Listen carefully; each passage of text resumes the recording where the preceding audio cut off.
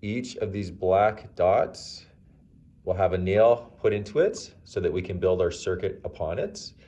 The nails are in a container, and as you take them out of the container, you might see that some of them are longer or shorter than others. We want to have all the nails the same length, so it's a good idea to take out some nails and lay them up in a row so that you can see that they're the same length. If you have some that are longer or shorter, take them out of the group and only use the ones that are the same length. A few things about the hammer before you use it. You need to be wearing safety glasses. Most hammers have a sticker on it that says safety glasses need to be worn. This one's worn off, and some of them have a seal that's been pressed into it, and there's a picture here of a person wearing safety glasses. When you strike the hammer onto a nail, sometimes the nail will bounce in directions that aren't expected, and it may in fact bounce back towards you or towards somebody else. So safety glasses are a must. These are both claw hammers. Claw hammers have the head for putting the nail into the wood, and then they have a claw that you can use to pull the nail out if it's in the wrong spot. These are both 8-ounce hammers.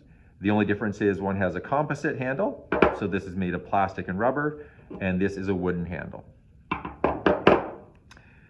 To hold on to the hammer, you're going to shake hands with it. So with the hammer head facing down, you come in and shake hands as though you're shaking another person's hand. You want to have the V of your first finger and thumb pointing back towards you while you're holding onto the hammer.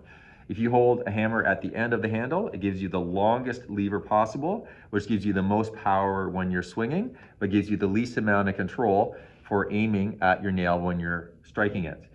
If you hold it right at the top by the head of the hammer, you have the most control of striking the nail, but the least amount of power.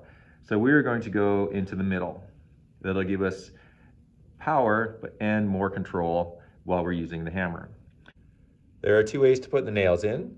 If you're comfortable holding on to the nail while you're hitting it with the hammer, pinch it between your thumb and your finger, put it over top of a black dot, tap it in gently with the hammer until it's in firmly and it won't wiggle out of the wood. Then take your hands off the nail, hold onto the block of wood, and tap it in further.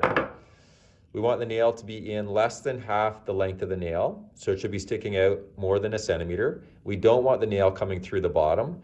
This nail sets the height for all the other nails. The second way to put it in, if you're not comfortable putting your fingers on the nail while you're hammering it, is to hold it into a pair of long nose pliers. You can use the pliers to hold the nail above one of the dots and then tap it in with the hammer. Take the pliers off once it's in there more securely, and now put it down to the same height using the hammer.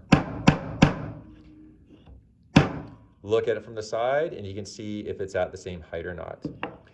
Sometimes when you're putting nails in, they get bent. So if it's bent off on an angle like this, it won't work very well when we're trying to create our circuit. A solution would be to take your long nose pliers to grab onto the nail and then to twist it so that it's standing back up straight again.